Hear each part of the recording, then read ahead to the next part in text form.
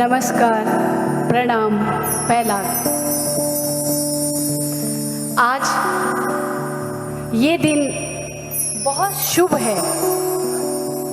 शुभ इसलिए नहीं कि आज हम अपने उन लोगों के सम्मुख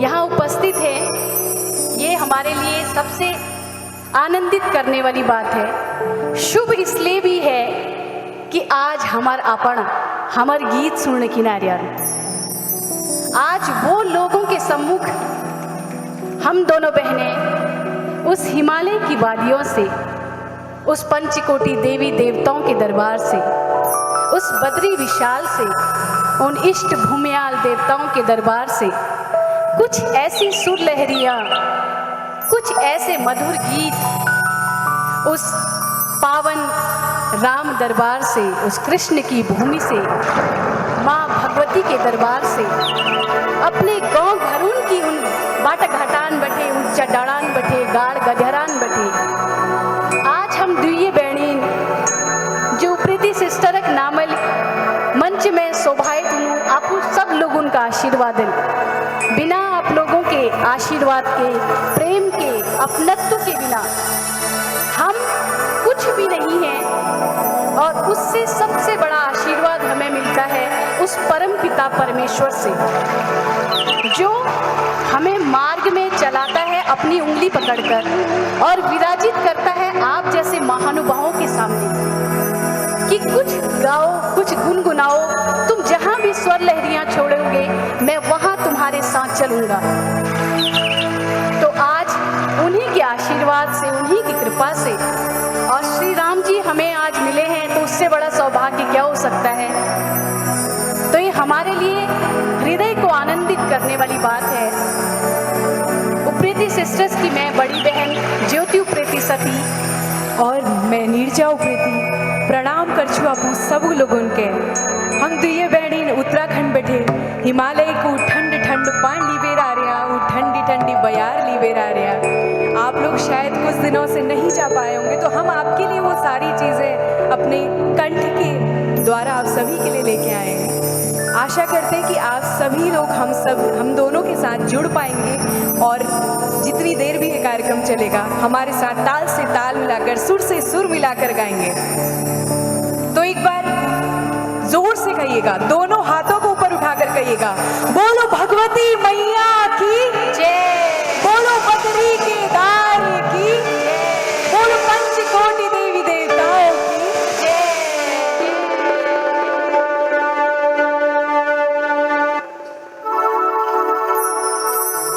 देवी भवानी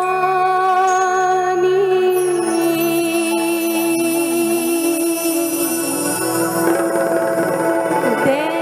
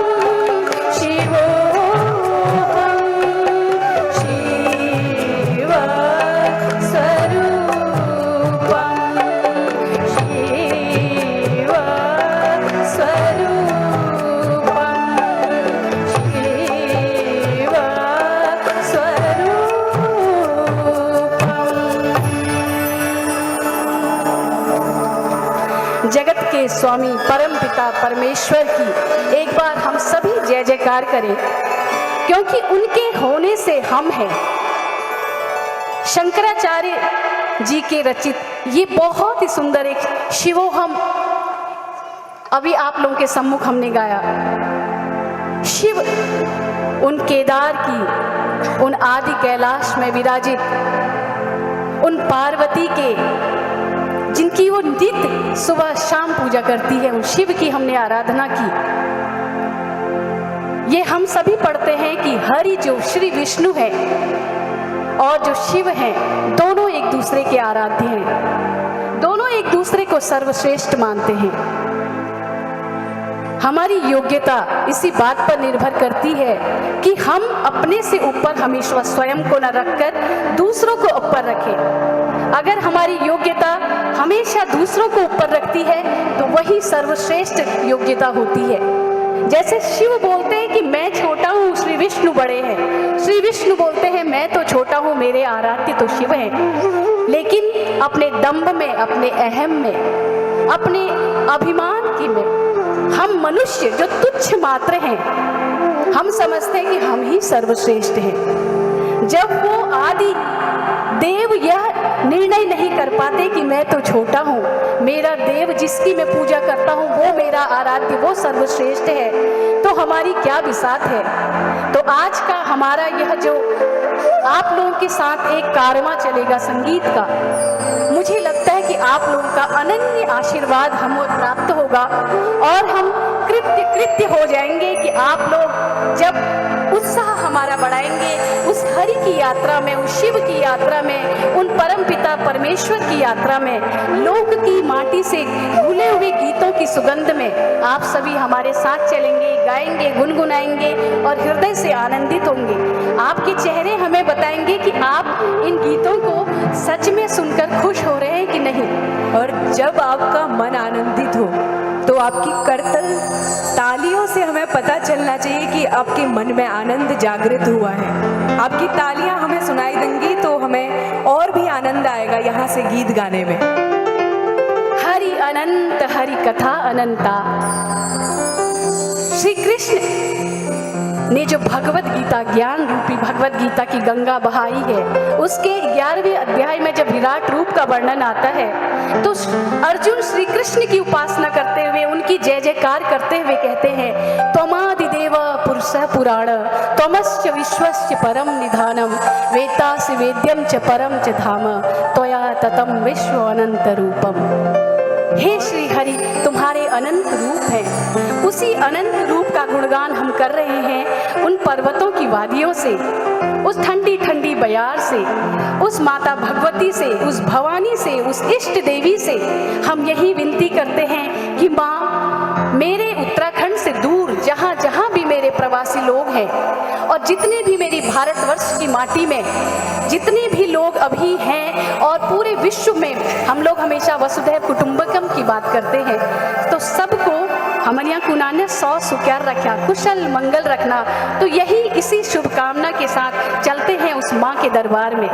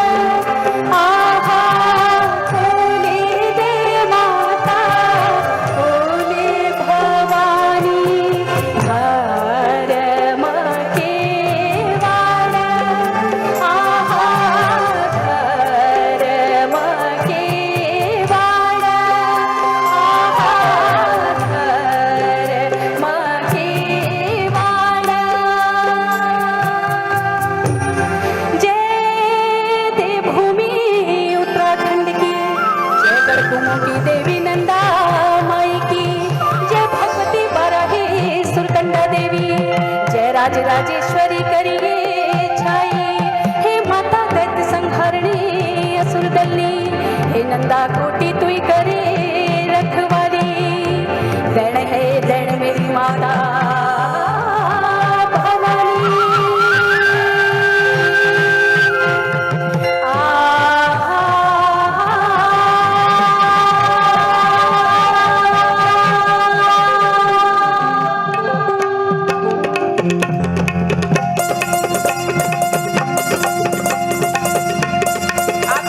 आपकी तालियों के साथ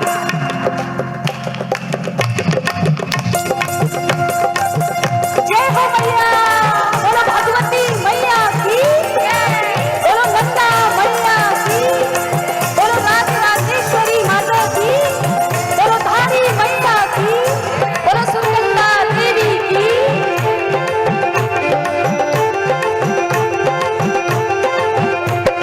जय हो मैया, जय हो तेरी जय मैया, गढ़कुमों की देवी तेरी जय मैया, जय हो मैया, जय हो तेरी जय मैया, गढ़कुमों की देवी तेरी जय मैया, भगवती भवानी तेरी जय मैया, बाराही भवानी तेरी जय मैया, भगवती भवानी तेरी जय मैया, बाराही भवानी तेरी जय मैया, जय हो मैया, जय हो तेरी जय मैया, गढ़कुमों की देवी तेरी जय मैया, जय हो मैया, जय हो तेरी जय मैया, गढ़कुमों की देवी तेरी जय मैया।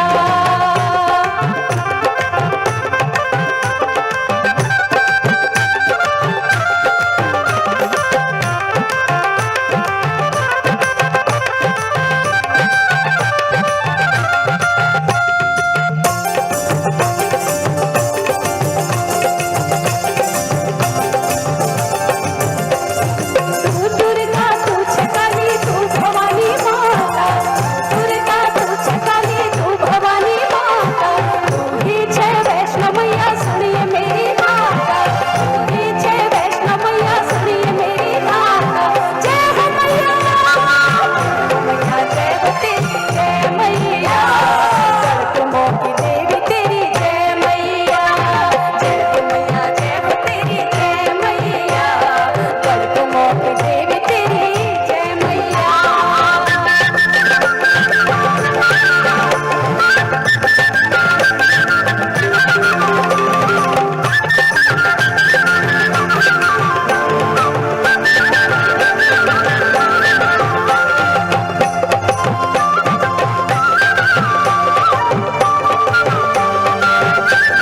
तेरी कोटि हाथ जोड़नु हे माता बाराही, तेरी कोटि हाथ जोड़नु हे माता बाराही, तू भले भली मजू पहाड़ की माई, तू भले भली जो पहाड़ की माई, जय हो मैया, जय हो मैया, जय हो तेरी जय मैया, गढ़कुमों की देवी तेरी जय मैया, जो पीछे उनके ऊपर मैया, जय हो तेरी जय मैया, गढ़कुमों की देवी तेरी जय मैया, भगवती भवानी तेरी जय मैया, भवानी तेरी जय मैया, भवानी तेरी जय मैया, भवानी तेरी जय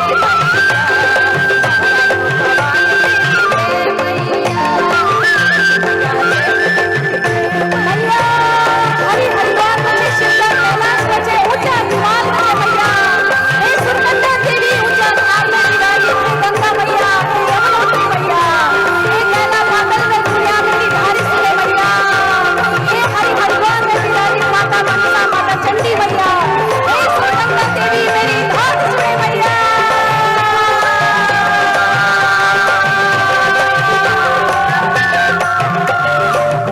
जय हो मैया, बोलो भगवती मैया की। एक बार सभी अपनी अपनी आराध्य देवी का नाम ले, अपनी इष्ट देवी का नाम ले, अपने इष्ट देवी देवताओं का, भूमियाल देवताओं का नाम ले, और एक बार तालियां आप सभी खूबसूरत महिलाओं के लिए, इतना सुंदर नृत्य करने के लिए, जो इतना भाव विभोर आ गए हो गए कि उठ के स्वयं यहाँ पे डांस करने नृत्य करने के लिए आ गए। एक बार तालियां आप सभी के लिए। तो ये उत्साह बताता है स्वयं को जानना, स्वयं को पहचानना।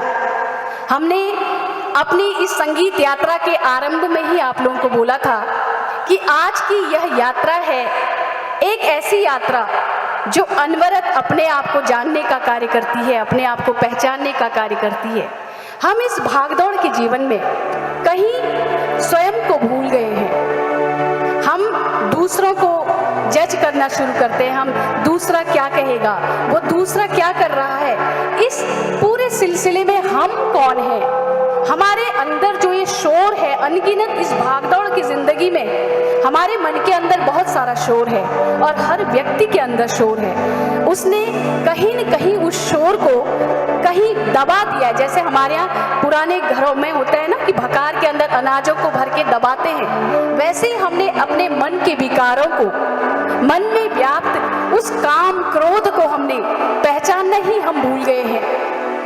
कहते हैं कि जहां पर महिलाएं सुंदर नृत्य करती हैं तो सबका ध्यान उनकी ओर आकर्षित हो जाता है। तो मैं अपनी देवी समान इन माताओं से, बहनों से ये हाथ जोड़ करके उनका धन्यवाद करती हूँ कि उन्होंने देवी माँ की इस स्तुति में अपने मन के तारों को झनकृत किया और यहाँ मंच के सामने आकर उस देवी माँ के सामने स्तुति की, उनकी आराधना की, उनको प्रणाम किया। तो काम क्रोध मद लोभ सब नाथ नरक के पंथ। आप सभी को पता है गोस्वामी तुलसीदास जी लिख कर गए हैं रामचरितमानस में।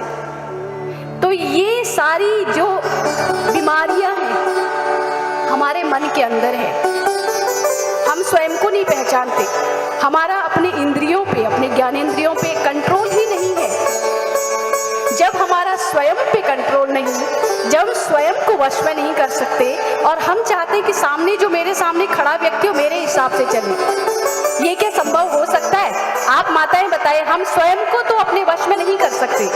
अपनी इच्छाओं पर, अपने अभिमान पर, अपनी भावनाओं पर जब हमारा लगाम नहीं है, दूसरों की भावनाओं को हम आहत करते हैं कि वो मेरे हिसाब से क्यों नहीं चल रहा है, मेरे हिसाब से इसका कार्य क्यों नहीं हो रहा है। फिर हमारा शुरू होता है कलेश, और वो कलेश हमें बनाता है हीन। हम समझते हैं हम तो बहुत सर्वश्रेष्ठ हैं, लेकिन ऊपर वाले की नज़र में हम सबसे दंभी मनुष्य हैं, हम सबसे दीनहीन मनुष्य हैं, जिसके अंदर ये भावना है कि मैं छूं, मेरे अलावा तो कोई नहाते, कोई नहीं है मेरे अलावा। तो श्री कृष्ण ने, फिर मैं उस भगवत गीता की तरफ जाऊंगी क्योंकि ज्ञान का भंडार है, पूरे जीवन का सार है, जीवन की कठिनतम परेशानियों को पार करने का साधन है श्रीमद् भगवत गीता।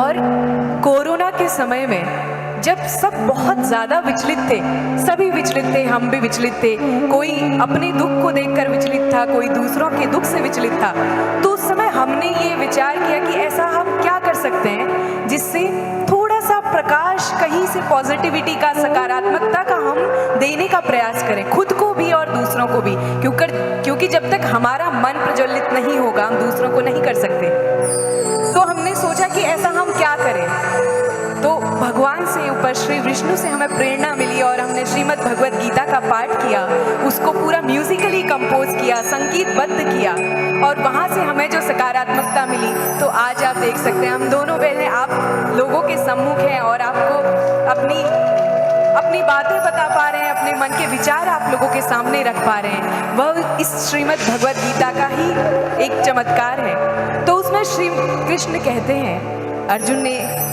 सुना और श्री कृष्ण ने कहा, श्री कृष्ण कहते हैं कि इंद्रियाणाम ही चरताम यन्मनोनु विधीयते तदस्य हरति प्रज्ञाम वायु नावमिवाम्भसि। श्री कृष्ण कहते हैं कि अर्जुन, ये जो नदी में जो एक नाव जा रही है, जब तक इसमें आप अपना चप्पू नहीं चलाओगे ना, अपनी इंद्रियों को कंट्रोल में नहीं करोगे, अपने कर्मेंद्रियों को कंट्रोल में नहीं करोगे, तो ये जो वायु रूप का जो लोभ है, जितनी भी नकारात्मकता है, वो उसको कहीं ऐसी जगह, ऐसी गलत दिशा में लेकर जाएगी कि तुम संभालना भूल जाओगे, उन इंद्रियों को संभाल नहीं पाओगे।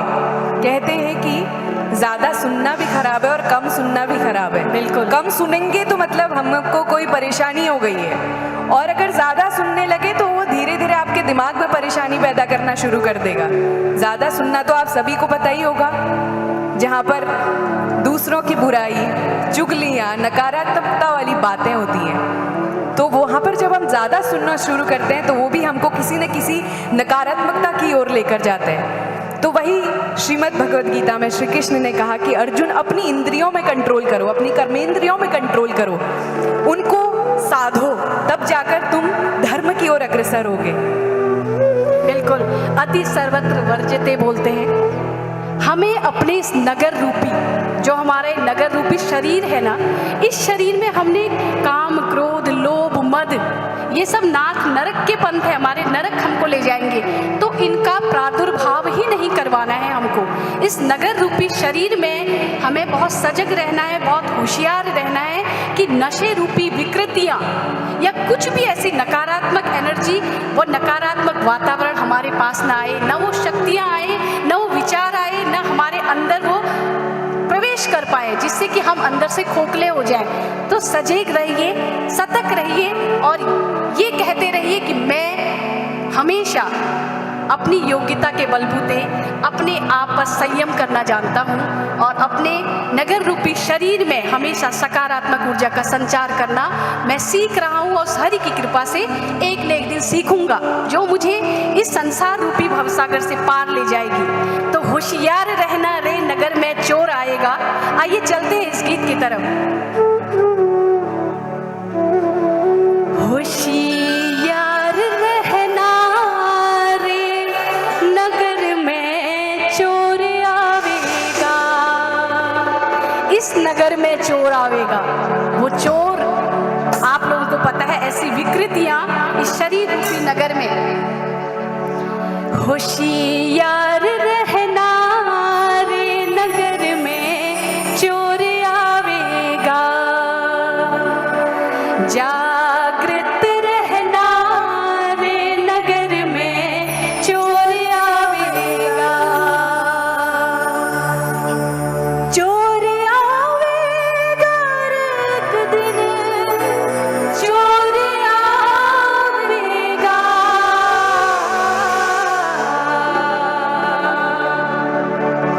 होशियार रहना रे नगर में चोर आवेगा,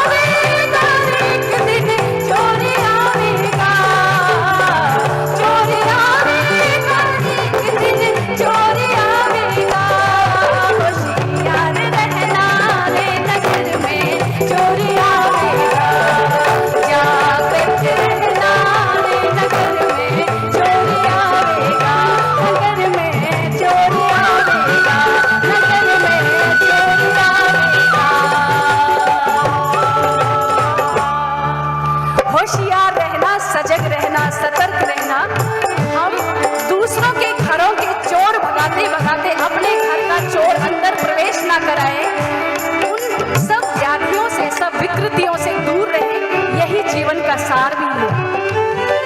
उस हरि का, उस कृष्ण का, उस परम शिव का गुणगान हम करें।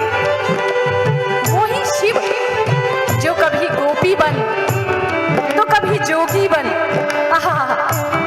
वृंदावन में, गोकुल की गलियों में दर्शन करने जाते हैं अपने आराध्य का, उस बाल रूप कृष्ण का। देखिए कैसी मनोभावना है शिव की। कैलाश पर्वत छोड़कर एक जोगी का वेश बनाकर पहुंच गए हैं नन्हे से बालक का दर्शन करने, और गोपी बन पहुंच गए हैं कृष्ण राधा और गोपियों के बीच रास लीला देखने। और कभी श्री राम समुद्र के किनारे गाते हैं, नमामि समीशानि निर्वाण रूपम विभुम व्यापकम ब्रह्म वेद स्वरूपम। तो कभी शिव आराधना करते हैं विष्णु की, कभी विष्णु आराधना करते हैं शिव की। और कबीर क्या कहते हैं, उस कृष्ण का, उस राम का, उस ईश्वर का नाम ही इतना पावन है, तो उस पावन नाम से कौन प्रेम नहीं करेगा। यहाँ पर उपस्थित आप लोग बताइए, क्या आप उस नाम से प्रेम नहीं करते? बट कुछ लोग करते हैं, कुछ नहीं करते। ऐसा कौन है जो स्वयं से प्यार करता है? सभी स्वयं से प्यार करते हैं ना, लेकिन उस कृष्ण की धुन अलौकिक है, अद्भुत है, शब्दों से वर्णित नहीं की जा सकती। उनकी दीवानी बनने का किसका मन नहीं करता? मेरा मन तो करता है। क्या आपका मन करता है उसकी दीवानी बनने का? उसके प्रेम में मगन होकर दीवाना बनकर झूमने का मन करता है? तो चले हम कृष्ण के दरबार।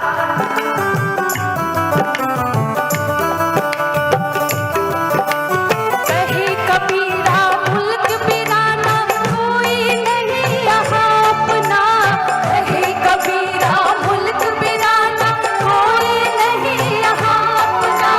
मुट्ठी बांध के आया रे बंदे, मुट्ठी बांध के आया रे बंदे, हाथ पसारे जाएगा होशियार रहना रे, नगर में चोर आएगा, जागृत रहना रे, नगर में चोर आएगा, नगर में चोर आएगा, नगर में चोर आएगा, नगर में चोर आएगा, नगर में चोर आएगा।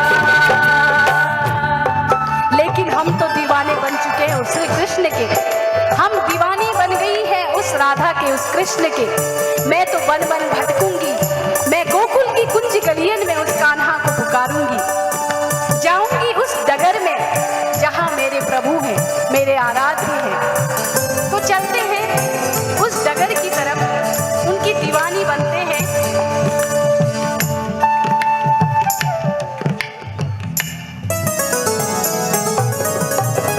तो एक बार अपने श्रीमुख से जोर से कहिएगा, श्री कृष्ण कन्हैया लाल की। आहा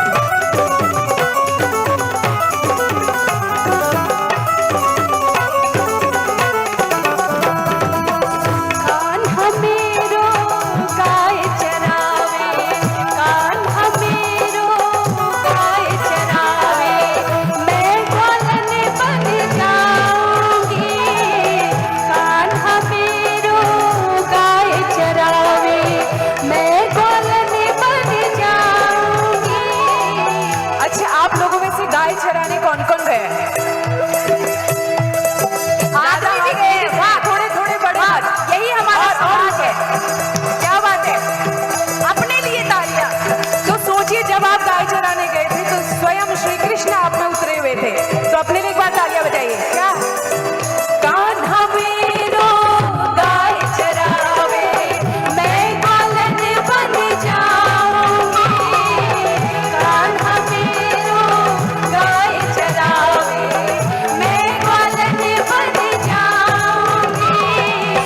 पीछे पीछे चुपके गाय चराने जाऊंगी।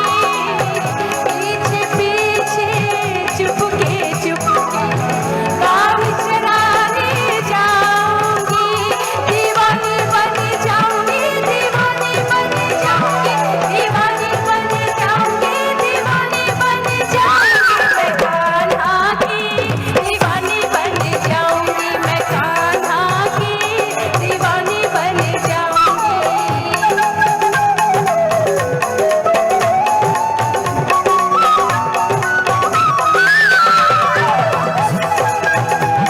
अच्छा, जब आप लोगों ने गाय चराई है तब तो माखन भी जरूर खाया होगा, खाया है ना?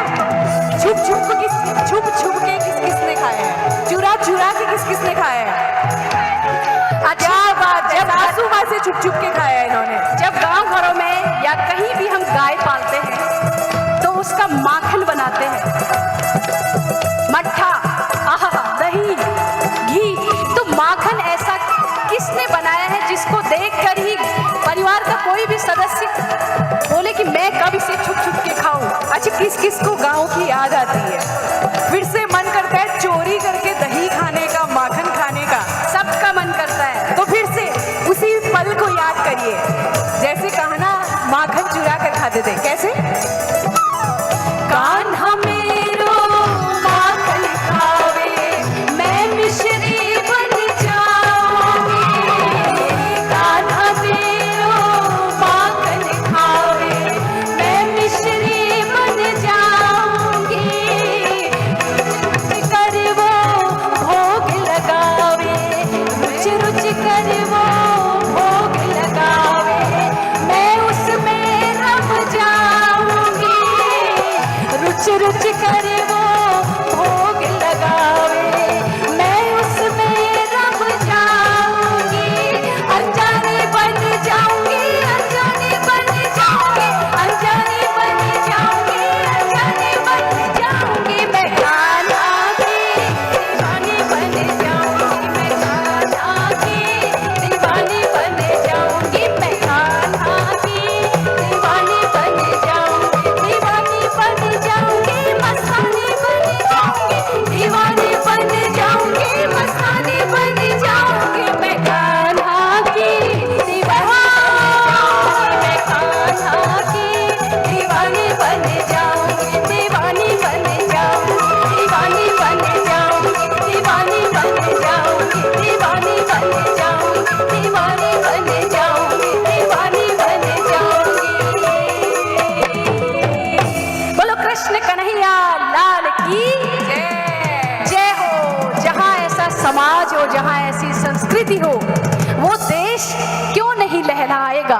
विश्व में क्यों नहीं अपनी पताका फहराएगा? तो एक बार हमारे भारतवर्ष के लिए जय जयकार करें। बोलो भारतवर्ष की जय। हमारी भारत माता की जय। भारत की संस्कृति की, भारत के विभिन्न राज्यों की फलती फूलती संस्कृति की जय जयकार करें। हम उस भारतीय संस्कृति की हम धन्य हैं। गायन्ति देवा किल गीत कानी, धन्यास्तु ते भारत भूमि भागे।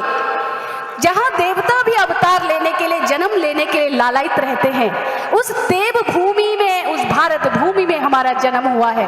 तो कितने सौभाग्यशाली हैं हम लोग। और ऐसी हमारे सामने हमारी वीरांगनाएं, हमारी माता स्वरूप, देवी स्वरूप यहाँ पर जो नृत्य कर रही है, भाव विभोर होकर, आनंद विभोर होकर। हमारा जो जीवन है ना, वो कर्म प्रधान है, मेहनत से भरा हुआ हमारा जीवन है। मनुष्य जीवन जो है, और होना भी चाहिए कर्म प्रधान। जहां पर कर्म नहीं है, पहाड़ी बिल्कुल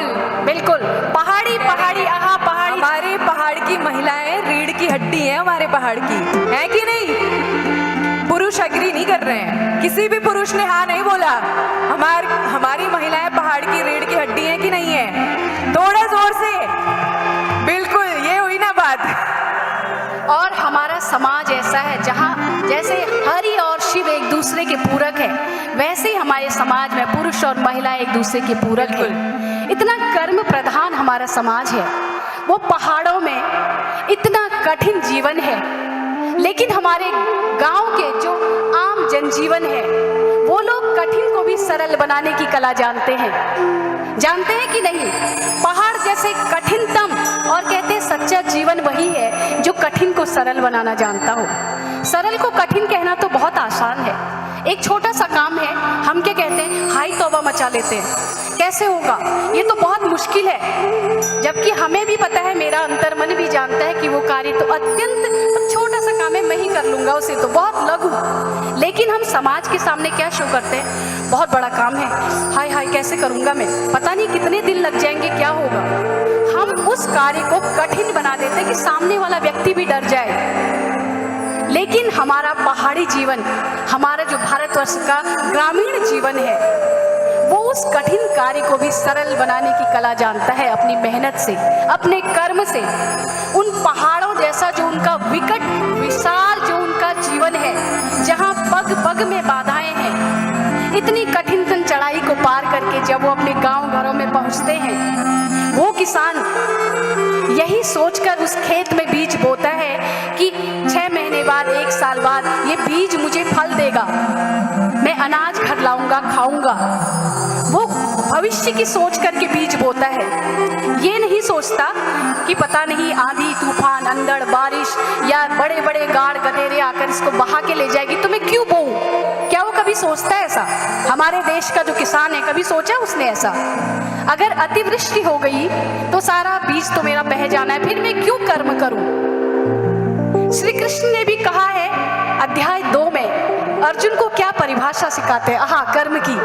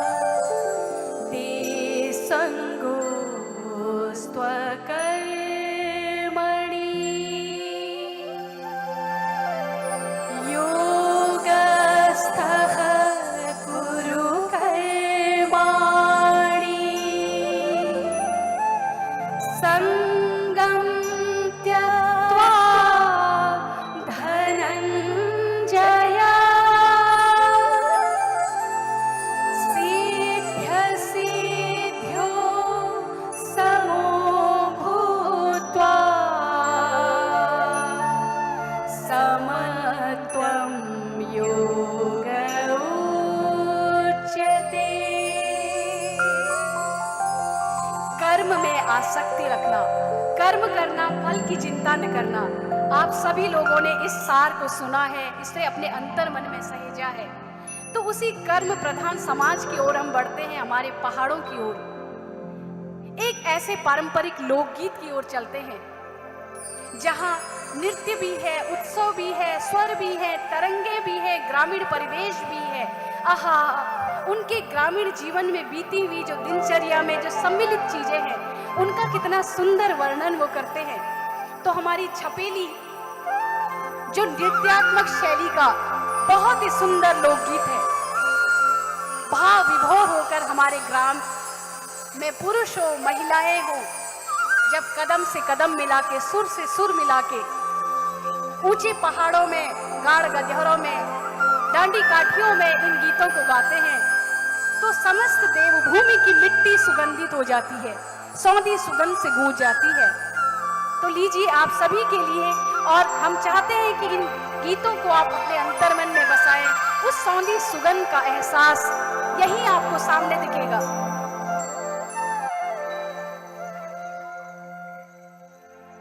आहा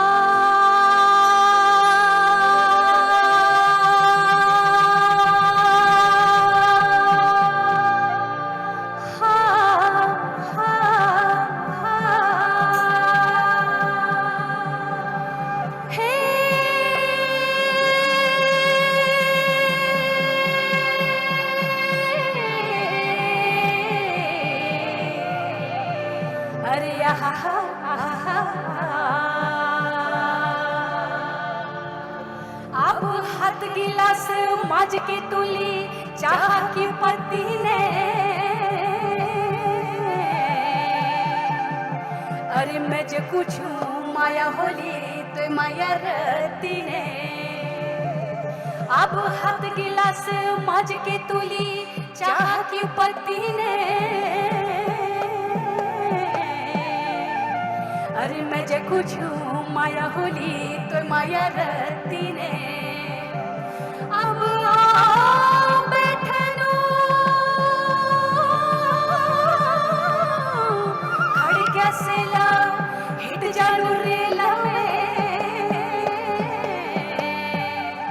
अरे मेरी माया बांध दिए ते रुमाली गांठी में, अरे चाह के तुल में छिटे ने, चाह के तुल में छिटे ने, अरे प्यारी लाई पिलाज मेरे अंग में पिटे ने, अरे प्यारी लाई पिलाज मेरे अंग में पिटे ने।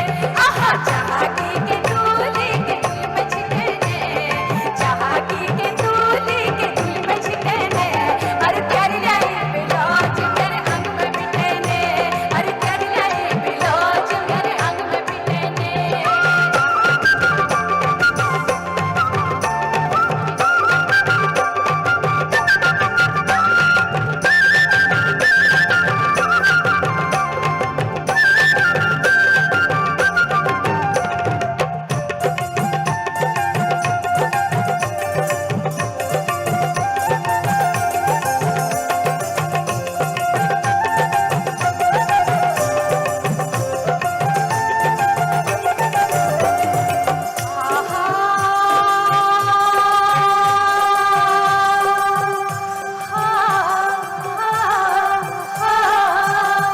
अब शब्दों में भी थोड़ा ध्यान देना। हमारे जो लोक के शब्द हैं ना, वो खोखले नहीं है, वो ऐसे शब्द हैं जो हमें उस संस्कृति के बारे में बताते हैं। कैसे भाव के शब्द जो हृदय को आनंदित कर दे। आहा आहा हे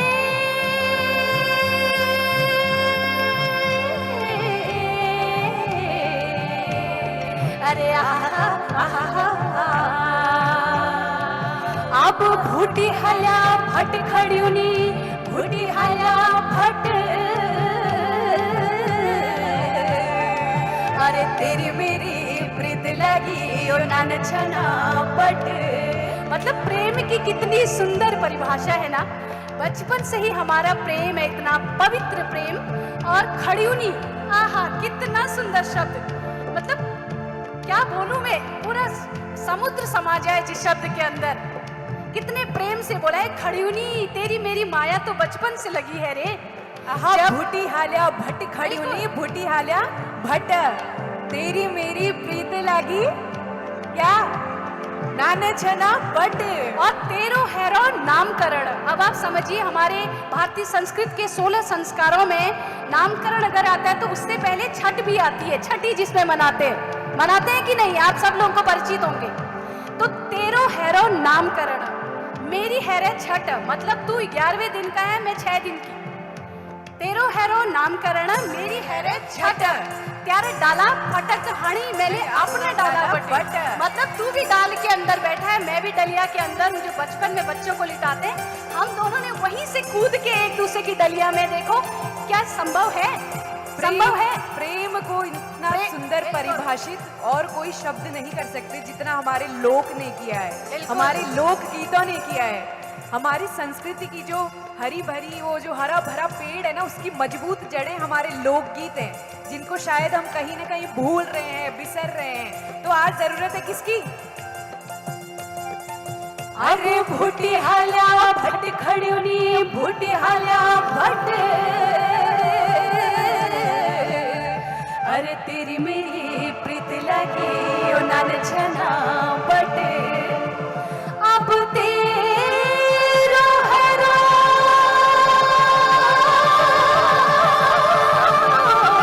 नामकरण और मेरी है छठ,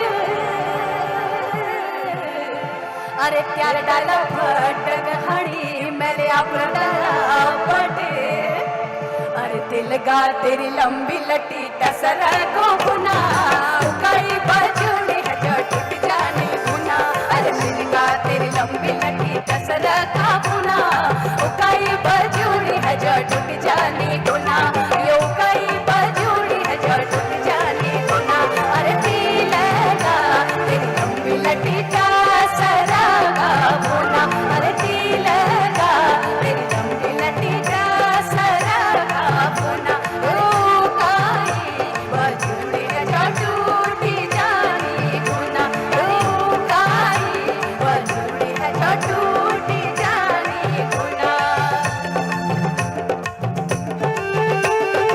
यूं कई बजूरी है जो टूटी जानी गुना अरे मिलगा तेरी लंबी लटी टसर का गुना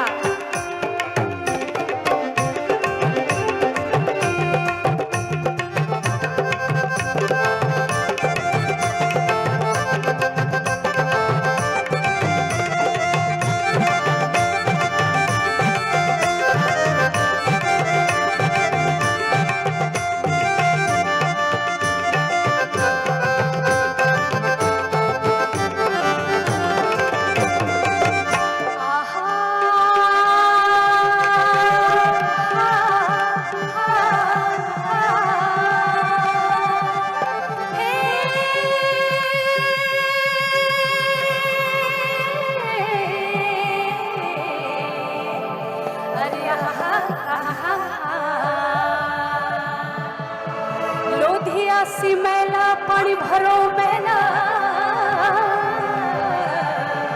अरे खुद कसी मार गे छा कर गे छा घेरा लोधिया सी मैला पानी भरो मैला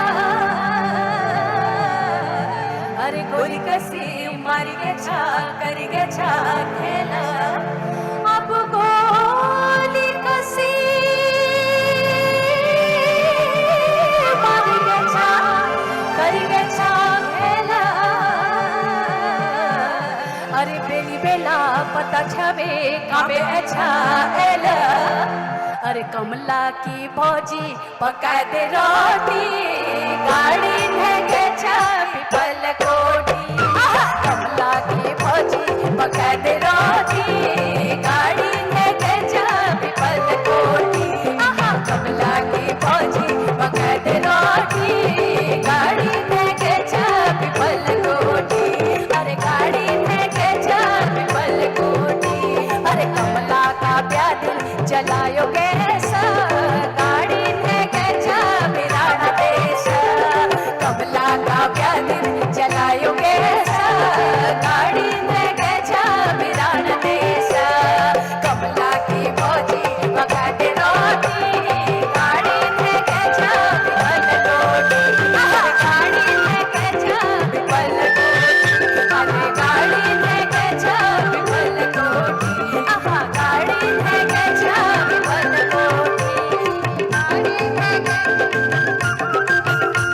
अरे मिलेगा तेरी लंबी लटी टसरा का गुना अरे मिलेगा तेरी लंबी लटी टसरा का गुना यो गाए बजूरी है जो टूटी जाने गुना यो गाए बजूरी है जो टूटी जाने गुना अरे टूटी जाने गुना अरे टूटी जाने गुना अरे टूटी जाने गुना पहाड़ में जब चढ़ते हैं उस कठिनतम चढ़ाई में जब हम चढ़ते हैं कि कुना आग लग जाओ तो चढ़ा से भगवान गुणा टूट गया न मेरे तो यही कहते हैं ना हम। लेकिन जब जीवन के कठिनतम राहों में हम चलते हैं क्या कहते हैं हे भगवान मैं ही मिला हूं क्या इतनी परीक्षा देने के लिए यही कहते हैं ना। लेकिन उन कठिनतम राहों को पार करके अपनी मेहनत से अपनी लगन से अपने दृढ़ संकल्प से जो जीवन की राहों पर निरंतर गतिमान रहता है गतिशील रहता है अंत में उसी की विजय होती है। वो कर्म रूपी फल उसे ही प्राप्त होता है। आज इस समय में हम भूल गए हैं कर्म करना। हमें चाहिए शॉर्टकट। शॉर्टकट नाम प्रसिद्धि ऐश्वर्य धन संपदा सब कुछ हमें जल्दी जल्दी चाहिए। हमें लगता है कि मेहनत क्यों करनी। अरे जल्दी मिल जाएगा ना, लेकिन वो कभी भी स्थायी नहीं रहता। ऑर्गेनाइजर की तरफ से 10 मिनट का ब्रेक लेने को कहा जा रहा है, लेकिन हम तो थके नहीं। आप लोग थके हैं क्या? ब्रेक नहीं लेना है ना? अगर हो सकता है तो थोड़ा सा एक बॉटल पानी हमको दे दीजिए। ब्रेक लेने का मन तो बिल्कुल नहीं है, क्योंकि जब गंगा बहनी शुरू होती है तो वो रुकती नहीं है, वो समुद्र में जाके ही मिलती है लास्ट में। जब वो गौमुख से निकली तो सीधा समुद्र में तक ही गई, वो रुकी नहीं है कहीं बीच में।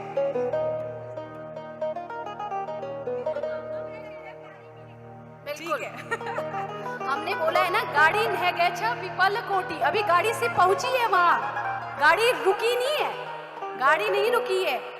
तो अभी उस अनंत यात्रा में आपको चलना है हमारे साथ। आज भले हम उसको विराम देंगे, लेकिन एक दिन फिर आएगा, उस यात्रा को हम फिर शुरू करेंगे। यही जीवन यात्रा भी है। तो चलते हैं उस हरि की तरफ जिनका स्मरण हम बार बार कर रहे हैं, उन शिव का, उन विष्णु का, उस भगवत गीता के ज्ञान का, क्योंकि जीवन की कठिनतम राहों को पार करने का साधन है श्रीमद् भगवत गीता। आपको पता है, माँ गंगा का उद्गम स्थल श्री विष्णु के, श्री हरि के चरण हैं।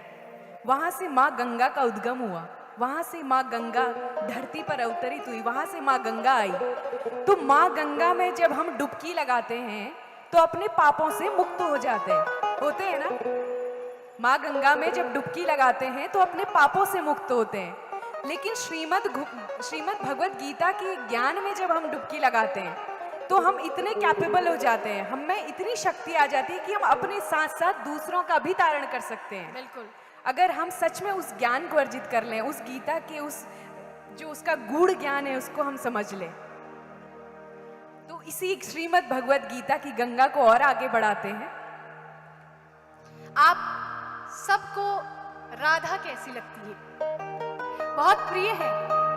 कहते हैं कि राधा का नाम लिए अगर हम ना ले तो कृष्ण खुश नहीं होते, कृष्ण प्रसन्न नहीं होते, वो श्री हरि कभी भी अपनी कृपा नहीं करते।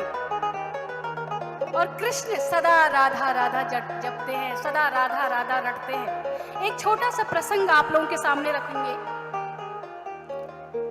कृष्ण जब द्वारिका में रुक्मिणी जी के साथ महल में रहते थे तो नारद जी का स्वभाव से सभी परिचित है।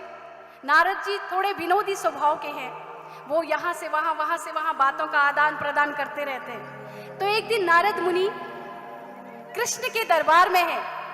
देखिएगा, सभी से अनुरोध है कि उस राधा रूप की, उस राधा नाम की खूबसूरती, उसकी महत्ता को, वो कितना बड़ा नाम है, उसको इस खूबसूरत इस कथा के माध्यम से, आप एक लघु कथा के माध्यम से कृष्ण के सामने नारद जी हैं, कृष्ण को बोल रहे हैं, प्रभु आपकी तो अर्धांगिनी माता रुक्मिणी है, लेकिन आप तो सदा राधा राधा की रटल लगाते हैं। तो कृष्ण कहते हैं, बिना राधा के मैं अधूरा, मेरे बिना राधा अधूरी। आपको भी इस कथा से शायद आप सभी लोग पता होगी आपको और आप जानते भी होंगे। तो उन्होंने, श्री कृष्ण ने बड़ा सुंदर वर्णन नारद को बोला, नारद तुम्हें पता है एक बार रुक्मिणी मेरे सामने गर्म भोजन लेकर आई, तो वो जैसे मेरे सम्मुख रखकर कि प्रभु भोग लगाइए बोली, तो उन्होंने जैसे मैंने मुंह खोला तो मेरे मुंह के अंदर छाले थे, आप सबको पता होगा। तो रुक्मिणी बोली, अभी तो आपने भोजन ही नहीं लिया तो मुंह के अंदर छाले कैसे? तो कृष्ण बोले, अवश्य किसी ने राधा को गरम गरम खाना भोग लगाया होगा, उसकी वजह से मेरी जीभ जल गई। तो देखिए प्रेम कितना महान है, पूरे विश्व को एक डोरी से बांधने वाला प्रेम है। श्री कृष्ण जब ये बता रहे हैं तो उनके सर में भयंकर बहुत पीड़ा हो रही है, दर्द हो रहा है। तो नारद बोलते, प्रभु आज आप उदास है। तो कहते कि मेरे सर में पीड़ा है, तो कैसे शांत होगी? वो कहते कोई ऐसा जो मुझे अपने चरण कमलों की रज लगा के मेरे माथे पर लगा दे तो सही हो जाएगा। चरणों की धूल अगर हम प्रभु के सर में लगा दे तो प्रभु की ज्वर पीड़ा शांत हो जाएगी। रुक्मिणी आती है दौड़ी दौड़ी, रुक्मिणी सोचती है मैं अपने चरण कमलों की रज प्रभु के सर में लगाऊं, मैं तो नरकगामी हो जाऊंगी, मैं ये पाप की भागी नहीं बनना चाहती। नारद बोलते हैं मैं करूं, लेकिन अपने, मैं तो एक तुच्छ सा सेवक हूं, मैं अपने चरणों की रज प्रभु के माथे पे कैसे लगाऊं, मैं तो नरकगामी हो जाऊंगा। वही विचार उनके मस्तिष्क में भी है। तो कृष्ण मुस्कुराते हैं तो नारद सोचते हैं ऐसा कोई तो होगा जो इस ज्वर पीड़ा को शांत करे। और नारद पहुंच गए गोकुल, गोपियां हैं, राधा है। नारद मुनि को देख कर पूछते हैं आप यहाँ? वो बोलते हैं द्वारिका से आ रहा हूं। द्वारिका का नाम सुनते ही भूख प्यास सब हर गई गोपियों की, प्रसन्न चित्त हो गई। वहां का सारा हाल समाचार पूछ रही हैं। वो कह रहे हैं प्रभु तो ज्वर पीड़ा से ग्रसित है, बोला है कि कोई ऐसा जिसके चरण कमलों की धूल, चरण कमलों की रज मेरे मस्तक पर लग जाए तो मेरी यह पीड़ा शांत हो जाए। एक नहीं सारी गोकुल की गोपियां दौड़ पड़ी, राधा दौड़ पड़ी, लीजिए मेरे चरणों की रज लीजिए, मैं नरक जाने के लिए तैयार हूं। अगर इस रज से मेरे प्रभु का ज्वर शांत होता है, उनकी पीड़ा शांत होती है, मेरा क्या है, मैं तो तुच्छ हूं, उस नरक भोगने के लिए तैयार हूं। तो प्रेम कहाँ सर्वश्रेष्ठ है उन गोपियों के मन में जिनको कोई भय नहीं, कोई डर नहीं, सिर्फ प्रभु के चरणों में रहना चाहती हैं। स्वयं वो कितनी पीड़ित रहें, स्वयं वो कितनी दुखी रहें। तो उसी राधा का नाम हम कृष्ण के साथ लेते हैं और उनके आगे लगाते हैं कि राधे कृष्ण, जय श्री राधे कृष्ण बोलते हैं। तो कृष्ण के नाम अधूरा सा लगता है उस राधा के बिना। तो आइए उन्हीं राधा का गुणगान करें जिनके बिना हमारे कृष्ण कन्हैया श्री हरि अधूरे से हैं। ले चलते हैं आपको ब्रज की उस भूमि में, उस राधा के नाम में। श्याम राधे कोई न कहता, कहते राधे श्याम, जन्म जन्म के भाग जगा दे, एक राधा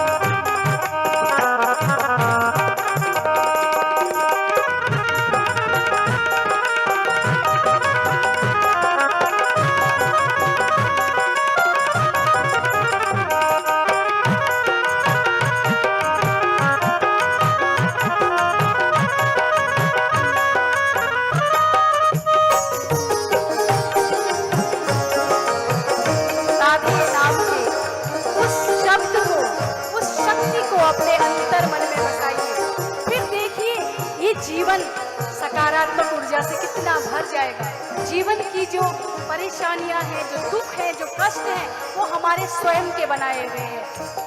ईश्वर ने तो बोला है मेरा नाम जप, मैं तुझे इस भवसागर से, इस मृत्यु लोक से ऐसे संसार में लेके जाऊंगा जहां तेरा अस्तित्व है। यहाँ तो हम बस अपनी यात्रा पूरी करने आए हैं। तो उस राधा नाम को बसाइए अपने अंतर्मन में।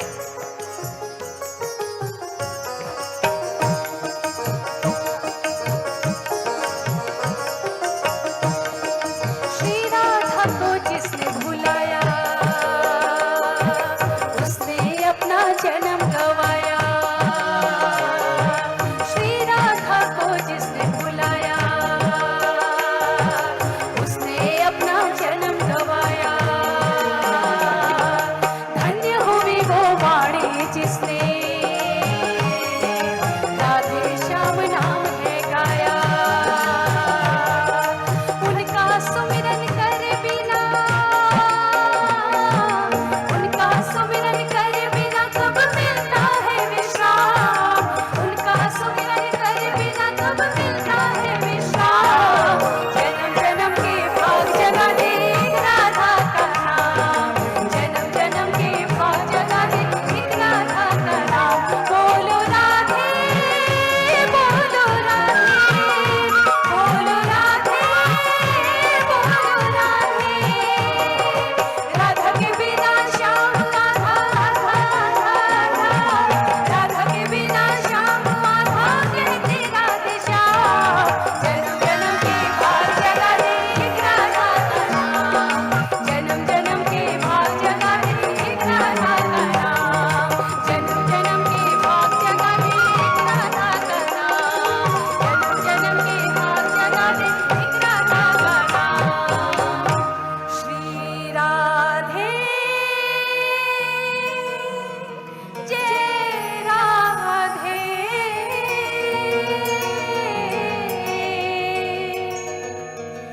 जय श्री कृष्ण बोलो जय राधे।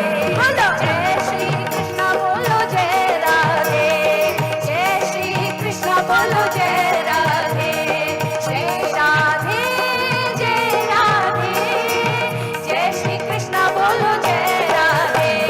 जय श्री कृष्ण बोलो जय राधे। बोलो जय श्री कृष्ण बोलो जय राधे। जय श्री कृष्ण बोलो जय राधे। जय जय श्री राधे, जय जय श्री राधे। जय जय श्री राधे बोलो जय जय श्री राधे। जय जय श्री राधे, जय जय श्री राधे। जय जय श्री राधे बोलो जय जय श्री राधे। श्री राधे जय राधे। जय श्री कृष्ण बोलो जय राधे। जय श्री कृष्ण बोलो जय राधे। बोलो जय श्री कृष्ण बोलो जय राधे। बोलो जय श्री कृष्ण बोलो जय राधे। राधा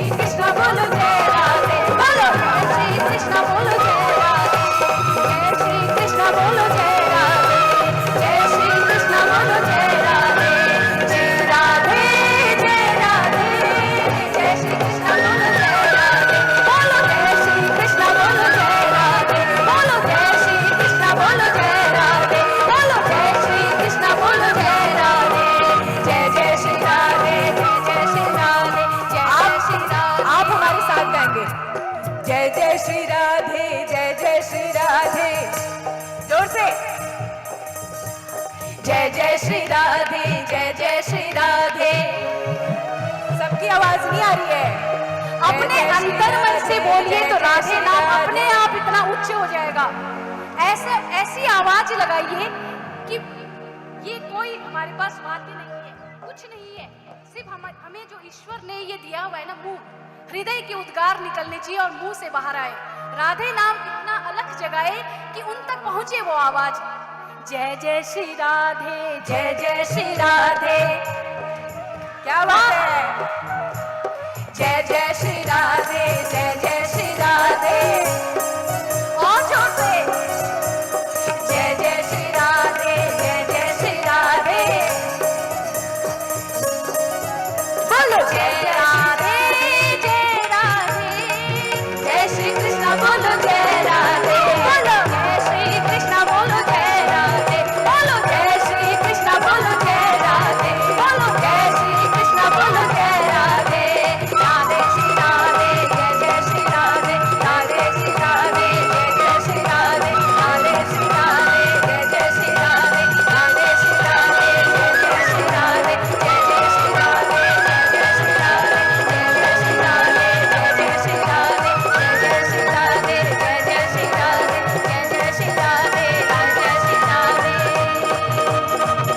जय श्री कृष्ण बोलो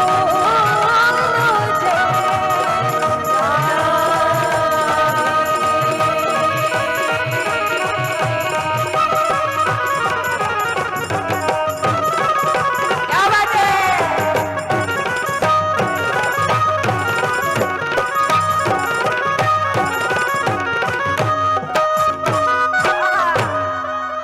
बोल बाके बिहारी लाल की जय। बोलो राधा रमन लाल की।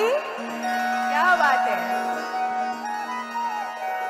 एक बार तालियां हमारे संगतकर्ताओं के लिए भी होनी चाहिए और जोरदार होनी चाहिए, जो इतनी देर से हमारा इतने तन मन से इतना अच्छा साथ दे रहे हैं। कौन सा सुनोगे? राधा नाम में मन नहीं लग रहा?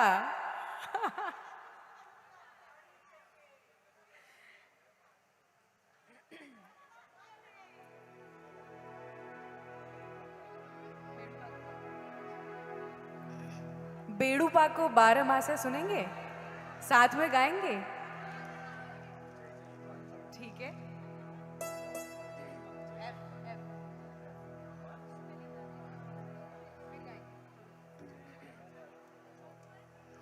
लेकिन आपके लिए तो ऐसा गीत भी था हाँ, जिसको वो हमारी भारतवर्ष की स्वर कोकिला कौन है, लता मंगेशकर जी ने बहुत ही सुंदर स्वर में हमारे पहाड़ का एक गीत गाया है। पता है आपको कौन सा गीत है वो? पता है किसी को? लता मंगेशकर जी ने एक बहुत मधुर गीत हमारे उत्तराखंड की देवभूमि का एक सुरीला गीत गाया है। आप लोगों में से किसी को उस गीत के बारे में पता है? बताइए। बताइए।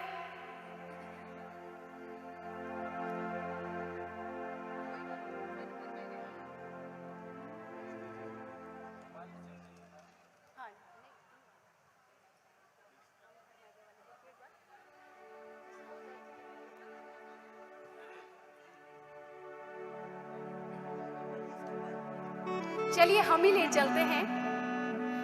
कृष्ण का वर्णन हो रहा है, कृष्ण की बांसुरी का वर्णन क्यों ना हो। हमारे साथ हमारे प्रिय, हमारे देखिए बांसुरी में हमारे छोटे भाई हैं।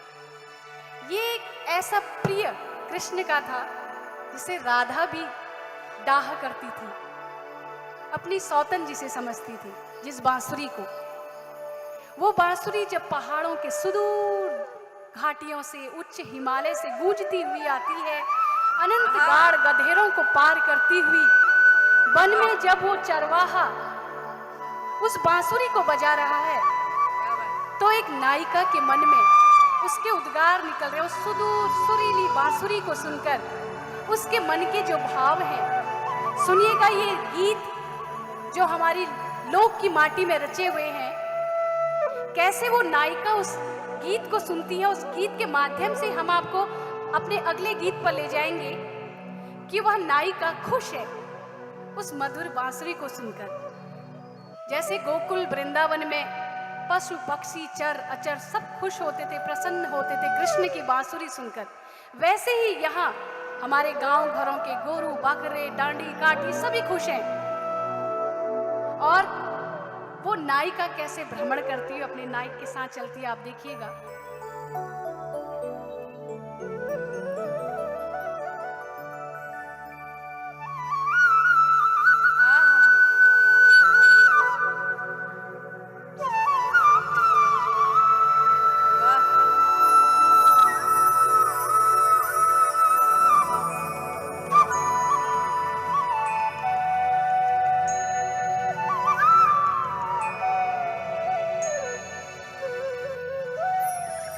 क्या बात है, आहा, बहुत सुंदर। मन भर में गए मेरी सुध बुध खो गए, मन भर में गए मेरी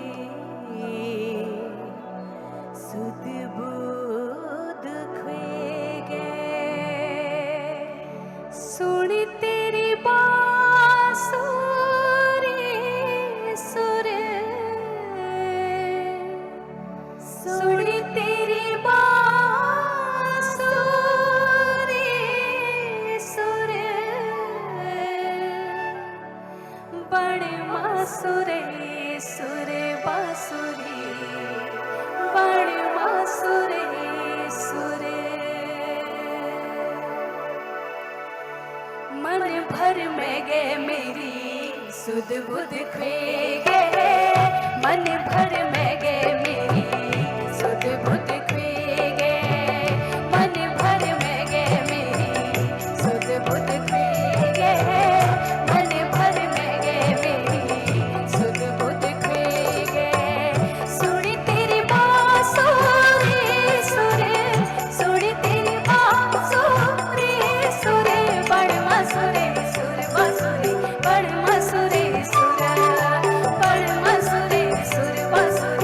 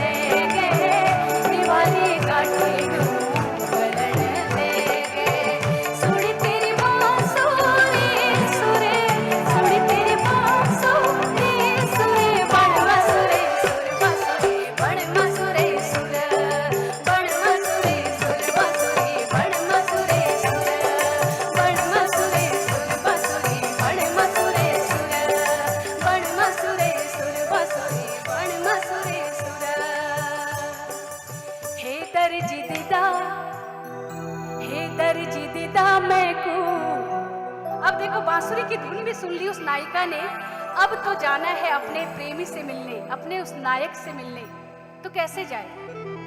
तो दर्जी दीदा को ये तो विनती करनी पड़ेगी ना, घाघरी सिल दे, अंगड़ी सिल दे, टिचदार बटन लगा दे, उसमें जाली में एक छोटा सा गोटा लगा दे, तभी तो सज धज के जाएगी ना वो। देखिए हमारे लोकगीतों की खूबसूरती, स्वर्गीय श्री जीत सिंह नेगी जी का लिखा हुआ बहुत ही सुंदर गीत है। हमारे उत्तराखंड के पौड़ी गढ़वाल के रहने वाले, हमारे मधुर सुरों के धनी, ऐसे ऐसे गीतों को उन्होंने जन्मा है। तो उनका ये अमर गीत एक बहुत प्रसिद्ध है, हर मंच से गाया जाता है, हे दर्जी दीदा मैं को तू अंगड़ी बना दे। तो आप सभी लोगों के लिए, हे दर्जी दीदा, हे दर्जी दीदा मैं को तू अंगड़ी बना दे, मेरी घघरी पर चमकदार मगजी लगा दे। हे दर्जी दीदा मैं को तू अंगड़ी बना दे, मेरी घघरी पर चमकदार मगजी लगा दे। हे दर्जी दीदा मैं को तू अंगड़ी बना दे, मेरी घघरी पर चमकदार मगजी लगा दे, मेरी घघरी पर चमकदार मगजी लगा दे। हे दर्जी दीदा मैं को तू अंगड़ी बना दे, मेरी घघरी पर चमकदार मगजी लगा दे, मेरी घघरी पर चमकदार मगजी लगा दे।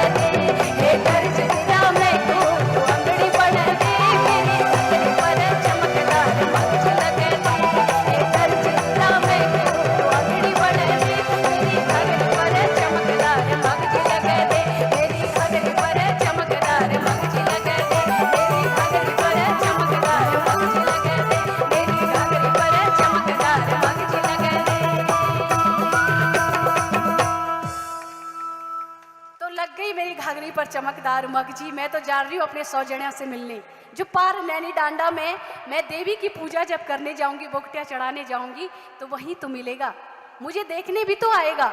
और जब वो मेरे इतने सजीले सुंदर रूप को देखेगा तो मोहित तो स्वतः ही हो जाएगा। कितने खूबसूरत है हमारे गीत। आगे कहते हैं, बिंदु जी महाराज लिखते हैं कि प्रबल प्रेम के पाले पड़ के प्रभु का नियम बदलते देखा, कि प्रबल प्रेम के पाले पड़ के प्रभु का नियम बदलते देखा, अपना मान भले टल जाए, अपना मान भले टल जाए, भक्त का मान न टलते देखा।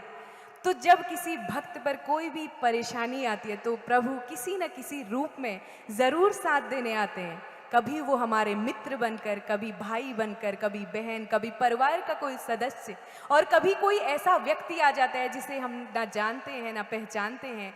वो क्षणिक कुछ पलों के लिए आते हैं, हमारी समस्या हल करते हैं और धूमिल हो जाते हैं। तो ऐसे ही एक छोटी सी कहानी है। एक छोटा सा बच्चा था, वो बाजार में फूल बेचने का कार्य करता था। रोज बेचारा गर्मी में जाता, फूल बेचता, तो उसके पैर में जूते नहीं थे। वो तपी धूप में वहाँ जाता तो उसके पैर बड़े जलते थे। तो एक दिन रात को बेचारा सोते हुए भगवान से बोला, भगवान जी मेरे पैर ना बहुत जलते हैं, लेकिन जाना भी बहुत ज़रूरी है। अगर मैं फूल नहीं बेचूंगा तो घर के लिए वो जो 4 पैसे आते हैं वो कहाँ से आएंगे। तो भगवान को रोते हुए उसकी आंखों में आंसू आए, भगवान जी मुझे कहीं से लाके फटे पुराने ही सही मुझे जूते लाकर दे दो ना। तो दूसरे दिन रोज की तरह फिर से हो गया, फूल बेचने लगा। तो सामने से एक सज्जन व्यक्ति गुजर रहे थे। उन्होंने देखा कि अरे बेचारा तपी धूप में चल रहा है, लेकिन इसके पैर में तो जूते हैं ही नहीं। तो बगल की दुकान में गए, वहां से जूते लेकर आए और बच्चे को पहना दिए। तो बच्चा उनकर देखकर बोला, आप भगवान हैं क्या? तो सज्जन व्यक्ति बड़े उसमें आए और बोले, नहीं बेटा मैं भगवान नहीं हूँ, मैंने तो तुम्हें बस पास से जाते हुए देखा और लाकर तुम्हें जूते दे दिए। तो बोला, आपको पता है कल रात मैंने भगवान से प्रार्थना की थी, भगवान जी मुझे कहीं से लाके फटे पुराने ही सही जूते लाकर दे दो ना। और देखिए आज आप मेरे लिए जूते लेकर आ गए, तो आप तो मेरे लिए भगवान ही हुए ना। तो सज्जन व्यक्ति के आंखों में आंसू आ गए। बोला, बेटा मैं भगवान नहीं, मैं तो एक साधारण सा मनुष्य हूँ। तो बच्चा बोला, आप भगवान नहीं तो जरूर भगवान के दोस्त होंगे, उन्होंने जरूर आपको मेरी मदद करने के लिए भेजा होगा। तो ये छोटी सी कहानी हमें क्या बताती है कि हमारे पास जो है, जो हमने कमाया, जो हम लेकर आए, वो यहाँ धरा का धरा रह जाएगा। जिस दिन हम जाएंगे हाथ पसारे पैर पसारे जाएंगे, उस दिन हमारे ना हाथ में कुछ होगा, मन में शायद बहुत कुछ रह जाएगा, बहुत कुछ कहना रह जाएगा, बहुत कुछ सुनना रह जाएगा। तो कहीं वो कहना सुनना बोलना रह न जाए, उसके लिए ज़रूरी है कि हम कभी भगवान के दोस्त बनकर किसी की मदद करें, कभी भगवान के सखा, कभी भगवान के भाई, कभी बहन बनकर किसी न किसी की मदद जरूर करें। तो प्रभु तो किसी का मान टालते नहीं है, भले अपना अपना मान टाल लेते हैं, लेकिन अपने भक्त का मान नहीं टलने देते। बिल्कुल इसी हरि की यात्रा को, उनके स्मरण को, उनकी जय जयकार को, उस लोक में घुलने वाली सौंधी सुगंध को और आगे लेके चलते हैं। बस कुछ समय का हमसे विराम मांगा गया है। जितनी प्रशंसा सुनी थी आपके बारे में बहुत कम थी। आपने संगीत की बारीकियों को बताया, देखिए तालियां बजने लग गई। और साथ साथ में आपने ज्ञान मार्ग भी बताया। भक्ति मार्ग तो है ही है, कुछ लोग भक्ति मार्ग पर चलते हैं, कुछ ज्ञान में चलते हैं, कुछ कर्म मार्ग पर चलते हैं। तो आपने तीनों मार्गों के बारे में जो बताया, जो माहौल बनाया, वो वाकई में अद्भुत था। समय की कुछ अभाव है। हमारे कुछ अतिथिगण बहुत दूर दूर से यहाँ पे आए हैं, मुंबई के कोने कोने से आए हैं। यहाँ से जाने में उन्हें कम से कम 2 से ढाई घंटे लगेंगे। तो एक परंपरा है, हमें उसका भी मान रखना है। ज़्यादा नहीं, 10 मिनट लूँगा आप लोगों का। एक हमारा हिमालय पर्वतीय संघ का एक कैलेंडर है, जिसका हमें यहाँ पे उद्घाटन करना है। मैं उप्रेती सिस्टर्स से रिक्वेस्ट करता हूँ और हमारी सीनियर श्रीमती इंदु नेगी जी यहाँ पे आई हैं। मैं चाहता हूँ कि वो भी मंच पे आए। उनके हाथों से ये आदरणीय है, हमारे लिए प्रिंसिपल हैं, आपके हाथों। और दोनों सिस्टर्स, उप्रेती सिस्टर्स, आप लोगों के हाथों भी हम चाहते हैं कि इसका विमोचन करें। और हमारे कुछ ऐसे अतिथिगण यहाँ पे आए हैं जिनके सहयोग के बिना कोई भी कार्यक्रम सफल नहीं होता। वो और खास करके मैं आमंत्रित करना चाहता हूं तारादत्त फुलरिया जी को, जो कि फाउंडर हैं हिमालय पर्वतीय संघ के। राजेंद्र सिंह रावत जी, पूर्व अध्यक्ष हिमालय पर्वतीय संघ के। राजेश्वर उनियाल जी राष्ट्रपति पुरस्कार से सम्मानित यहाँ पे हमारे बीच हैं। मैं उनको भी रिक्वेस्ट करता हूं, आप कृपया करके मंच पे आए। श्री राजेश नेगी जी, श्री हया सिंह राजपूत जी, शेखर उपाध्याय जी, किशोर भट्ट जी, मोहन बिस जी, राजेंद्र भंडारी जी, कैलाश खाती जी, ज्योति राठौर जी, भीम सिंह राठौर जी, दान सिंह राजपूत जी, मनोहर सिंह रोथान जी, गोपाल सिंह मेहरा जी, अशोक मुरारी जी, महेंद्र सिंह धामी जी, नवीन जोशी जी, देवेंद्र रावत जी, कैलाश चंद्र ठाकुर जी, केदार जोशी जी, जयप्रकाश सभापति जी, धीरज सिंह रावत जी, दरपान सिंह रावत जी, मनीष रावत जी, दिनेश नेगी जी, गण कुमाऊं विरार, दीपक जोशी जी, राजेश नेगी जी एंड फैमिली, जगदीश तिवारी जी, राजेश्वर उनियाल जी, रमन मोहन कोकरेती जी, राम सिंह घटाल जी चारकोप से, महेंद्र उपाध्याय जी, होशियार दसोनी जी, ख्यातिजल नैनवाल जी, अशोक मुरारी जी, रविश भट्ट जी, पहाड़ी प्रवासी परिवार की टीम, ख्याली दत्त नैनवाल जी पूर्व अध्यक्ष।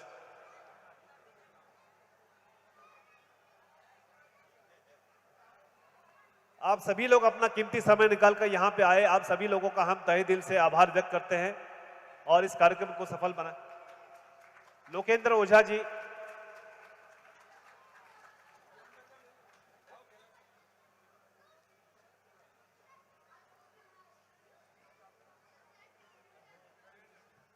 मोहन सिंह बिस जी,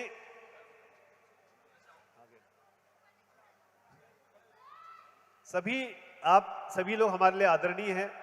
समय का अभाव है और आप समझ सकते हैं कि मंच पे हमारे दिल में सभी के लिए सम्मान है, आदर है। आप लोग यहाँ पे आए, इस कार्यक्रम को सुना।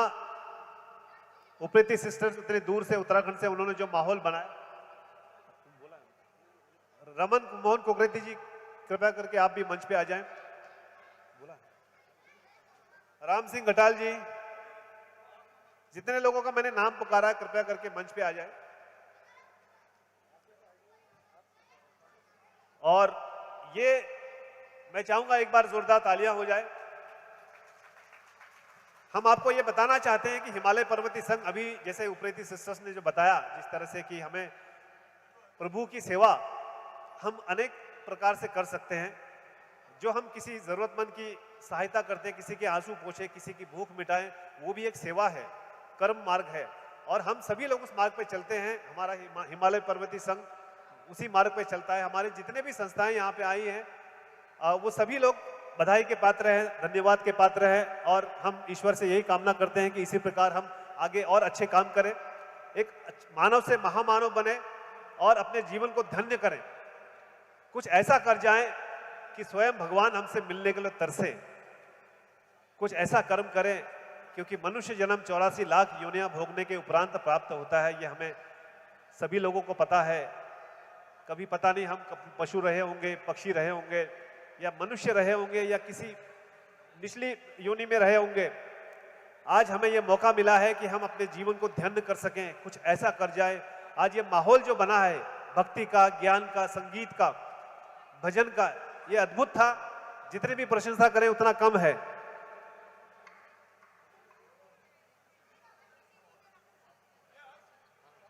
अभी आप लोगों से ये गुजारिश है कि कृपया करके बैठ जाएं। अभी हमारे पास टाइम है, अभी और इससे भी बेहतरीन जो भजन वो अभी आपके सामने प्रस्तुत करेंगे। ये तो एक, जितने भी म्यूजिशियन हैं कृपया करके मंच पे आ जाए जल्द से जल्द। म्यूजिशियंस कृपया करके मंच पे आ जाए। और जैसा कि जब तक म्यूजिशियन नहीं आते तब तक मैं भी कुछ अपने भाव रखना चाहता हूं। हम हिमालय पर्वतीय संघ और तमाम जितने भी संस्थाएं यहां पे आई हैं, ये संस्थाएं जो समाज जो बनता है, क्यों बनता है? कहीं ना कहीं कुछ अच्छा काम करने के लिए। म्यूजिशियंस कृपया करके जल्द से जल्द मंच पे आ जाए। मैं आपको ये बताना चाहता हूं, जहां तक जो मेरा अनुभव है, पिछले कई वर्षों से हम इस हिमालय पर्वतीय संघ के सभी कार्यकर्ताओं से जुड़े हुए हैं। कोरोना काल में भी जिस तरह से काम किया गया, उसके अलावा जो जो भी एप्लीकेशंस आती है, चाहे वो किसी बच्चे की फीस का हो या फिर किसी हॉस्पिटल का हो, कोई भी मैटर हो, तो बढ़ चढ़ के हिस्सा लेते हैं। और कहीं ना कहीं कई लोगों की जान बचाई गई है, उसका मैं साक्षी हूं। और मैं फिर से पूरी संस्था को धन्यवाद करना चाहता हूं। यहाँ पे और भी बहुत सारी संस्थाएं हैं, गढ़वाल भ्रातृ मंडल हैं, चारकोप से आई हैं, मीरा रोड से आई हैं, पहाड़ी प्रवासी परिवार के सभी लोगों को भी मैं धन्यवाद देना चाहता हूं। और आगे का जो कार्यक्रम है, उप्रेती सिस्टर्स जिस तरह से माहौल बनाया उन्होंने, मैंने तो बहुत सारे कार्यक्रम देखे हैं, अटेंड किए हैं, बहुत सारी भीड़ भी देखी है, लेकिन जिस तरह का माहौल इन्होंने बनाया है यहाँ पे, महिलाएं तो, माताएं बहनें तो थिरकने को मजबूर हो गई, वो तो देखा, लेकिन जो पुरुषों में भी जो जिस तरह से मैं देख रहा था, हमारे एक बुजुर्ग जो यहाँ पर जिस तरह से जो नृत्य कर रहे थे, कहीं ना कहीं मुझे उनके अंदर वो मीरा वाली जो बात नजर आ रही थी, जैसा मीरा नाचा करती थी अपने कृष्ण को लेकर, तो वो एक चीज है, मुझे भक्ति वाला जो भाव जो नजर आया वो एक अद्भुत था। मैं चाहूंगा कि उप्रेती सिस्टर के लिए एक बार जोरदार तालियां होनी चाहिए और तालियों के गूंज उत्तराखंड तक जानी चाहिए।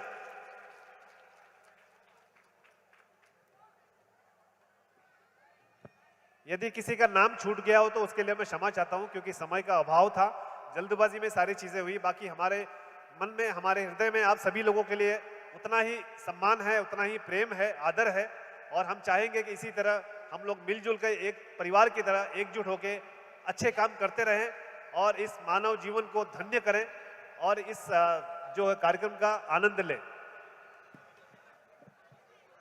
इनका नाम क्या है?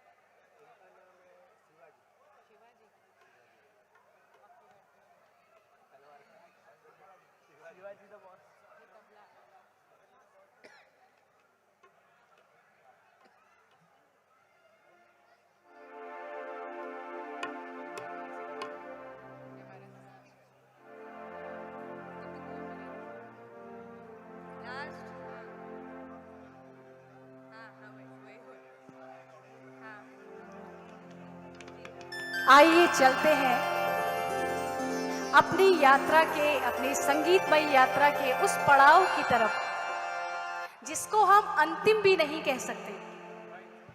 कहते हैं कि अंतिम जहां होता है वहां प्रथम मिलन की आस होती है। अंत आदि की एक शुरुआत होती है कि फिर से पुनः एक नई शुरुआत होगी। तो आज की इस यात्रा की तरफ और इसी दृढ़ संकल्प के साथ, इसी दृढ़ विश्वास के साथ कि इस धरती पर फिर से हम आएंगे, फिर से एक नई शुरुआत करेंगे, इसी प्यार के साथ, इसी अपनत्व के साथ, इसी स्नेह के साथ। और मैं सभी से यही गुजारिश करूंगी कि अपने नृत्य की ताल के साथ आइए, झूमिए, नाचिए, गाइए, सुर से सुर मिलाइए, ताल से ताल मिलाइए। आज की संगीत संध्या का यह हमारा अंतिम गीत, जिसे आप गाएंगे भी, गुनगुनाएंगे भी, सुनेंगे भी। बेड़ू पाको बारमास उन्नरण काफल पाको चैत मेरी छैला। आज इस मंच के माध्यम से हम इस गीत को गा रहे हैं, तो उस गीत की एक छोटी सी भूमिका भी बता दें। जो बीत गया,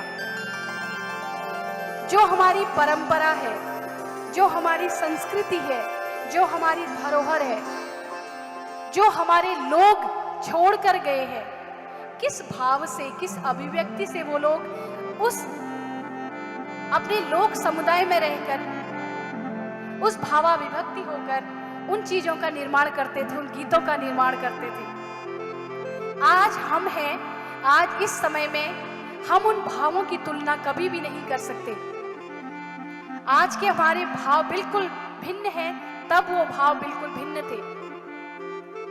बेड़ू पाको बारमासा एक ऐसा गीत जिस पे चर्चाएं भी आम होती हैं कि कैसे बेड़ू 12 मास पक सकता है। होती है ना चर्चाएं, होती है कि नहीं होती है। लेकिन जब हम ज्यादा पढ़े लिखे हो जाते हैं ना, हम जो आज से पुरातन पारंपरिक समय में जो लोग रच बस कर चले गए, जो लोग गा कर चले गए, उस समय उन्होंने किस भाव के साथ, किस अभिव्यक्ति के साथ उन गीतों को गाया या उन धुनों को सहेजा, हमें नहीं पता।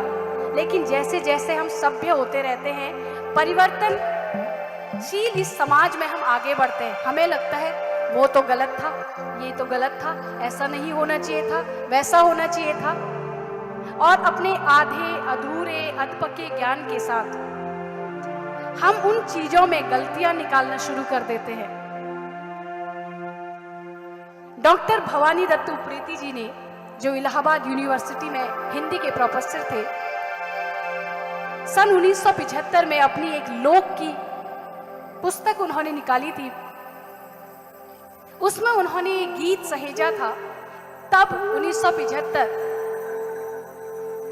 तो आप सोचिए यह गीत कितने युगों से, हमारे जो दशकों से हमारे बूढ़े दादाजी, उनके परदादाजी तब से इस गीत को गा रहे हैं। वो अपभ्रंश होकर, थोड़ा विकृत होकर कहां से जाने कहां पहुंच गया। अब हमें याद रहती है तो सिर्फ इतना, अल्मोड़ा की लाल बाजार और नरण लाल मटा की सीढ़ी मेरी छैला, आपू खानी पान सुपारी नरण में हुलियोनी बीड़ी मेरी छैला। वो बीच के अंश कहाँ गए? कहाँ गया वो नैनीताल जैसी ताल, वो ऋण भूणा दिन कहाँ गए? क्या हमने कभी उन शब्दों को गाने की कोशिश करी? हमारा काम है सिर्फ गलतियां निकालना। तो ये गीत एक ऐसा कालजयी गीत जो आज नहीं, मुझे लगता है हम भी चले जाएंगे शायद तब भी नई पीढ़ी आकर गुनगुनाएगी। शायद वो इसमें और गलतियां निकाले और कुछ कहे, लेकिन फिर हमारा तो काम है अनवरत बहना और अनवरत गाना। तो ये गीत उसी लहजे में, उसी स्वरूप में जो संजोया हुआ है, उन पुस्तकों से, उन लोक से निकले हुए लोगों के भावों से, उनके उद्गारों से आप सब लोगों तक पहुंचा रहे हैं।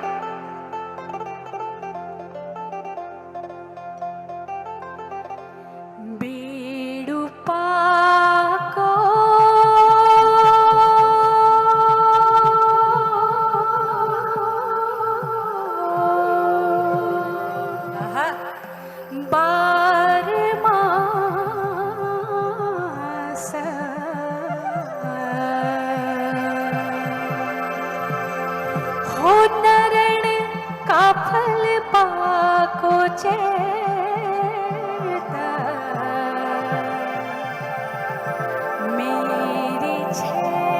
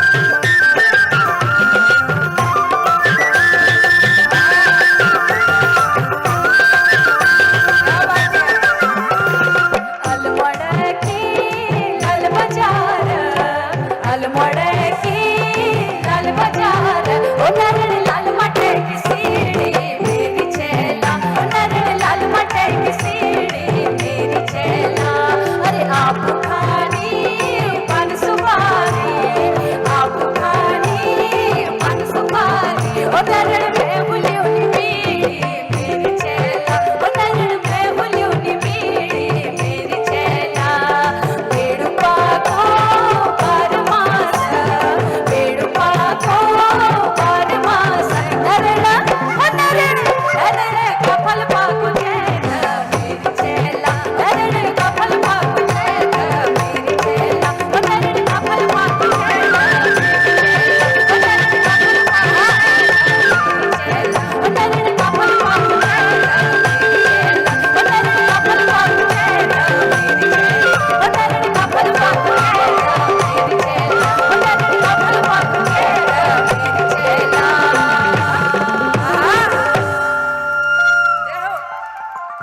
तो आप लोगों को बहुत बहुत हम हृदय की गहराइयों से आभार व्यक्त करते हैं आप सभी का कि आप सभी ने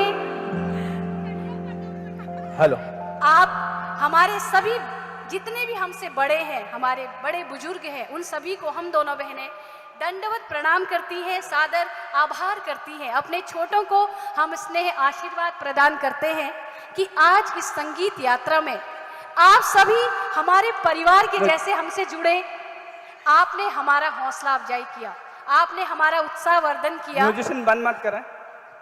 बिल्कुल ये हमारे लिए गर्व की बात है कि आप सभी लोगों के सम्मुख यहाँ बैठकर अपने पूरे संगीत साज बाजों के साथ हमने आप सबके सामने विविध गीत गाए। तो इसी यात्रा में सिर्फ हम दोनों बहनों ने यहाँ पर नहीं गाया, अगर हमारे ये वाद्य यंत्र यहाँ पर नहीं होते तो क्या ये संगीत सफर ये पूरा होता? एक बार जोरदार तालियां हमारे इन साज बाज वालों के लिए। ऐसे हमारे परिवार के ये अंग हैं जिनके बिना हम अधूरे हैं। जैसे हमने बोला था ना राधा कृष्ण श्याम अधूरे हैं, तो वैसे ही संगीत बनता है सुर लय ताल से, इसके बिना संगीत अधूरा है। तो मैं बहुत बहुत धन्यवाद देती हूँ। आप मेरे बाईं तरफ देख रहे हैं, ये कीबोर्ड पे हमारे भाई बैठे हैं मनीष सोलंकी जी। जोरदार तालियां मनीष सोलंकी जी के लिए।